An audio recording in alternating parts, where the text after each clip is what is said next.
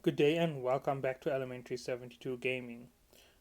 Before I get into this video, I'd like to ask you all to please leave a like or comment on my video. Consider subscribing to my channel, and if you dislike the content, please leave a comment saying where it has gone wrong. Now, today's build is going to be the Ashimmu faction cruiser. Now, this is one of the vessels I do not know if they are in the game or not in the game. I suspect that they are in the game because they are Blood Raider faction ship, and I'm not 100% sure.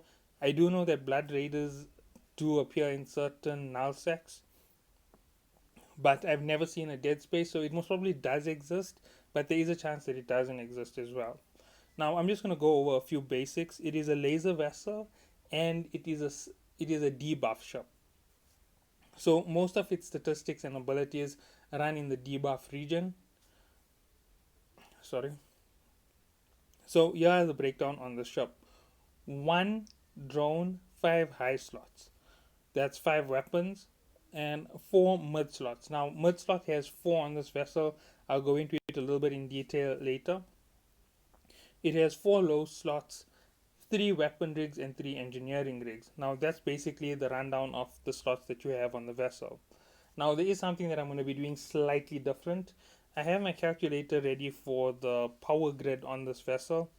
However, I am going to punch in all of the numbers before I start with this video, and once everything is in, I am going to add in all of the power as we're going through, and I'll tell you any critical systems and how badly it's going to affect your remaining power. So let's get into the rolls of the ship. Now, the first roll bonus you get is minus 100% energy Nosferatu overload penalty. So the Nosferatus or Nosferatu, when activated, will not affect the ship. So 100% negation of its penalty. So it isn't going to affect it by dropping its capacitor. Now, since it is 100%, I'm not sure if it is resistant against multiple or just one. Now, moving on, it gets a bonus from advanced electronic warfare bonuses. Now, as I said, this is a support vessel. Not a support vessel, sorry, it's a debuff boat. Now, remember when I was breaking up a fleet into five separate sections? This is going to be one of those debuff ships. They're going to come right in the front, and they're going to function the same way that a tank is going to function, in the sense that they hit people with debuffs. However, unlike most tanks, this one here won't be able to run a perfect tank build. If you do decide to run it with a tank build, it is going to be quite difficult to operate it because it also has the abilities of a sniper. So let's go through all these bonuses. Plus 15% energy Nosferatu efficiency, plus 15% neutralizer strength, and plus 20% stasis web of fire optimal range. And that is per level in advanced electronic warfare. So if you have mastered electronic warfare, you're getting 75% efficiency on your Nosferatu, 75% on your neutralizer, and 100% range extra on your Webifier. Now, this is going to make a big difference, and I'm going to show you what fittings you can put on this vessel. But please note that some of these fittings are up to you to decide. Now, dropping down one level, we have the advanced cruiser command bonus where you're getting laser damage, plus 10% per level and plus 7.5% laser tracking. Now, this will give you 50% extra damage on this vessel with lasers, and it's going to give you 37.5% extra tracking. Now, this means that your lasers are going to be better with this vessel. You're almost at the same level as some of the sniper class vessels. So it is giving you that extra power, and I will explain how you're going to use this to your advantage. Okay, moving on.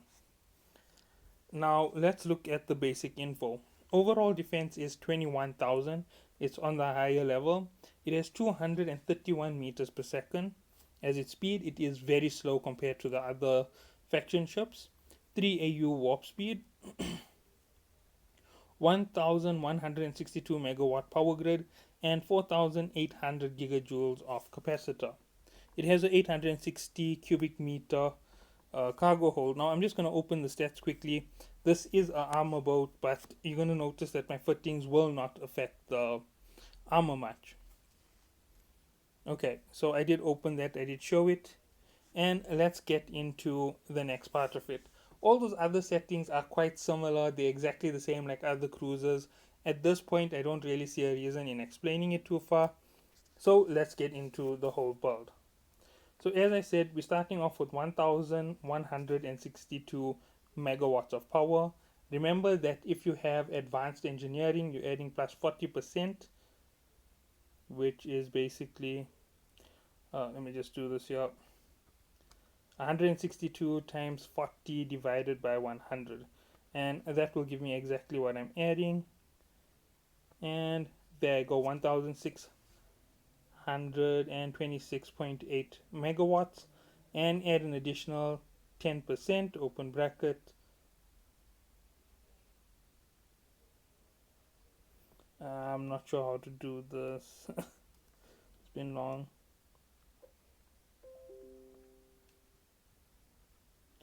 1626. Okay, plus, as I said, you have to add 10% to it, so it's 1626 plus, no, not plus, it's times 10 divided by 100. So it's just divided by 100 to add it in. That gives me 1788 uh, megawatts of power on this vessel. So that is the maximum you can reach. Another mistake that I did make that I just want to make sure is rectified is level 3 rigs are attainable. Let me just show you quickly if I can. I have purchased some and I know it's a big mistake now, but I didn't know at the time. Here it's on my shop. As you can see, I have some rigs. It was a mistake that I made. I didn't know that they don't work at the moment. You require to be level 8, tech level 8, in order to operate them, not operate them, in order to craft them so that you can operate them. And tech level 10 for level 4 fittings when they come out in the game. Even though some players have level 4 fittings, they will only become active when we breach T8 or T9. I'm not sure when they're going to activate them, but we have to wait till then. So let's get into the high slot weapons. Now we're going into lasers. I'm not even going to bother with doing range on it. As I said, this is a debuff boat, and that means that it is going to be upfront in combat. So let's open the C-type pulse lasers because they have the smaller distance, and once you add in all of their effects, you're going to see exactly where it's going to leave you. Now 1788 minus, let's see, 117 times 5, and that leaves me with 1203. So 1203 is left on my total capacitor for this ship. So that isn't a massive capacitor left, and that's taking it out immediately. Let's add in our ones to start off with. Number one, let's add in 2 stasis webifiers, so minus 2. Okay, and then let's get into what we're going to do next. Now, the reason why I'm saying double stasis webifier is the slower a vessel is, the better it is for you to hit it, and the faster you are against it. So any ship that's moving too slow isn't going to damage you enough to make a difference. So let's move down one more slot. This is another thing to note. If you are going PvP, you can always swap out one of those stasis webifiers for a warp disruptor. So this is where you are going to go. And for a drone on this vessel, okay, you're either going to use a Predator or stasis webifier. And just to double check, 1 megawatt minus 61% of the speed at 14.8 kilometers. Quite a good range on it. And the other option for you was a warp disruptor. Now, those were the two, and you're also going to include a drone in this entire setup because it will help you. Since you are running a laser boat, running another infiltrator won't hurt you. So, running an infiltrator or a Vesper. Now, both of them cost 1 megawatt. The difference is the type of damage they do. One does EM, the other does kinetic. Okay, so there we go. Alright, so let's move on to where the costly ones come in. Now, right now you have 1200 megawatts of power left on this vessel, and I am going to go straight down into the Nosferatu. Now, you have two options over here. Number one, you can go double medium. Now, if you go double medium, means you don't use the plus 10% uh, from the rig. Now, the reason why you won't use that rig on this vessel is it's simple. You don't want to overload your vessel unless you really need to. With this massive capacitor, everything else can fit on very easy. Now, here's what you can do because the ship is quite heavy on power. Since you have some range, you can go large with this vessel to increase your range on it. Now, if you are going large, you're only going to use one large and one regular medium. So minus 793. Okay, that will leave you at 403 megawatts left. Now, this is going to be very important for the last part because once we take out this another big chunk from here, it means that we're really limited in what we have. We have 319 to complete the low section of the vessel. Now, considering weight is, and we are now getting to the low slot, we have three things that need to be done. Number one, we need to improve either the ship's speed or the ship's resistance to damage. Now, considering how close it's going to be to the front and how much of damage it's going to do, speed is a must for it regardlessly. So, you're either going to do a micro warp drive or an afterburner, or you're going to do both. Now, this is where I'm starting it. No, wait, let me start it with something else. We can go straight to weapon upgrades for our first one. Now, basing it on whether you're doing PvP or PvE, this will change your entire options in deploying it. So, -7 for the heatsink. Heatsink is very important for your lasers.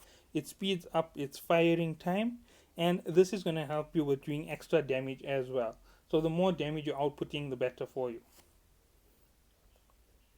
Okay, so we're done with the first fitting on this level. Now remember there are a total of 4 fittings, so you are now left with 3 to go. And as I said, your options are now going to be speed and repair. Now even though this is an armor boat, I'm not going to go straight to the armor and give it armor repair. Now here are all of your options. Number one, you could put a warp core stabilizer. Now a warp core stabilizer is very cheap. It only costs 1 megawatt. But I'm not going to take this off from my total of power that is left on the ship. I am going to hold it till after I decide on my other fittings. Now a micro warp drive is another fitting that you could fit on. However, it is very draining in terms of power at 167 megawatts. So here's something else you can use, and with this you have a very small amount left. Now with 145 megawatts left, your options on what you're going to put on next on the ship become very limited. You have an option between a shield repair and an armor repair and an afterburner, if I am correct. So if you're going with the afterburner, you're going to go with shield repair because the afterburner is really heavy on power. And let me just open it. As you can see, it's minus 83. And this is going to tell you exactly what you have. You have exactly 62.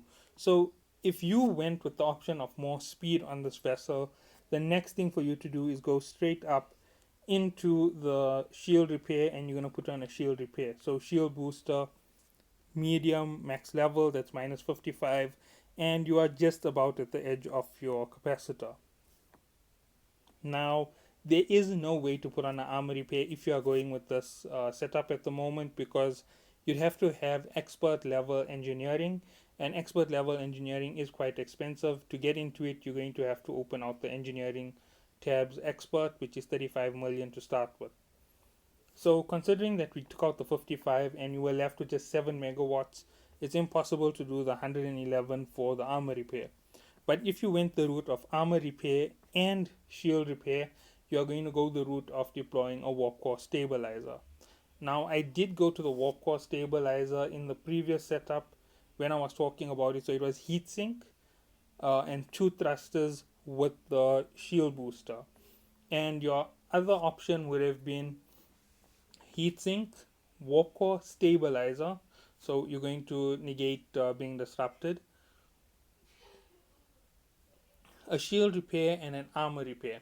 Now, the reason why you're going to go 2 repairs in that situation is you aren't really looking to run away. If you're looking to run away, you swap out the armor repair for warp for after sorry, you swap out the shield repair for a micro warp drive or afterburner. I'd suggest the afterburner because its effect can be sustained more with your ship. And the NOS that you have put into your mid slot, the big one, is actually draining a ton of power. You only activate the second one in absolute emergencies when they come too close, because then everything is active on your ship and your power drain is quite heavy. Now, with everything that I said, your ship is not very stable. Your ship, even though you are using that large Nosferatu, it is a large weapon system and it is not efficient on your vessel. So you are going to have some inefficiencies in terms of your overall power. And it does give you a boost in range, which is the one reason why I say you should use it, because it can be outside of stasis web of fire range. Okay, so the best build for it would be the warp core, would be heatsink, micro warp drive, afterburner, and shield booster. That, in my opinion, is the best in the low slots. Everything else will stay about the same. You can always swap out the large for a regular, in which case your low, not low slot, sorry, your engineering rigs will swap up. Now, when it comes to rigs, I'm not going to go in. I get too confused way too quick. So here goes the laser rigs.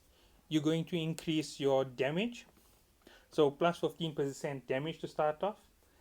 If you want to pull back your range on the weapon, I don't suggest you do it, but you could increase your accuracy fall off. You could reduce your capacitor need, because that means that you can fire for longer and it's less demanding on your capacitor. I would go damage, capacitor need, and the last one is time adjustment. So those would be your three weapon basics on the front. Now, if you want to swap it up just a little bit, the one thing that you can swap out is the activation timer for a shield booster plus 25%. Now, that is one of the only ones that you would swap out to give you a little bit bigger boost in terms of shield. It is to ensure that you survive a little longer so you can warp away. Remember, the moment your shield goes down, you warp out of any fight. It is the standard method to play with these ships. And remember, its range keeps you in disruptor range, so always consider swapping out the micro warp drive for a warp core stabilizer in PvP. It will help you a lot. The other setup that I just gave earlier is ideal for PvE going into your big missions, because the vessel is quite tough, and with that extra speed you're going to be able to take out all the small enemies and fight on easy terms with the bigger enemies. Okay, so moving on to your engineering. Number one is going to be on your power grid. You are going to put on a plus 10% for your power grid total. That's going to be the power grid fitting. Next, you are going to do the adjustment of 15% to your capacitor recharge. It does make a massive difference to the overall capacity of your ship, and you're going to complete the you're either going to put on increased capacity for the vessel, or you are going to increase the velocity of the vessel. Now, depending on what fittings you use, if you're going with my fittings, you're going to increase the velocity, so a thruster. And that is going to give you a little bit extra speed, a lot of power, and you are going to regain power quite fast with that large Nosferatu. Now, remember one thing about using the Nos: the fact that it's on your vessel, it gives you slightly better range. That's the only reason why you're using the large. Don't ever activate the large and the medium at the same time unless it is absolutely necessary. So that was my warning on that. Okay, so that is going to be my Ashimmu build. I hope that it was informative. I know that it wasn't my best build ever, because I have given too many options with it. Normally I drop it down to one or two. Now, if you went with everything that I suggested, you only have 7 megawatts remaining on the system. Sorry. However, your power requirement on certain items drops with your research. So if your afterburner research is high, your power need was lower and you'll have more power. And if you have enough research in your wait, let's see if it does affect it. I'm not sure if it does affect the capacitor need. Let me go into maintenance technology, shield operation. Oh, sorry.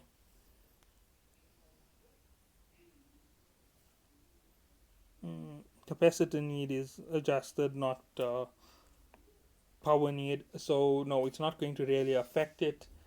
Okay, that was a mistake again. I do make these small mistakes all the time. It's something that happens subconsciously. I'm really sorry for it. Now, I hope you have enjoyed the video, and please remember to leave a like or comment on the video, and consider subscribing to the channel if you are this far into the video. And last but not least, try and help me reach my subscriber goals of 250 subscribers. Another thing is I am going official with Eve Echoes. I have started up the process with the devs, so I'm going to be an official content creator. You will be able to find my channel in the video content for the English creators. Hopefully, it will be up by the end of the week. So thank you all for watching, and thank you all for subscribing to my channel. Have a good day.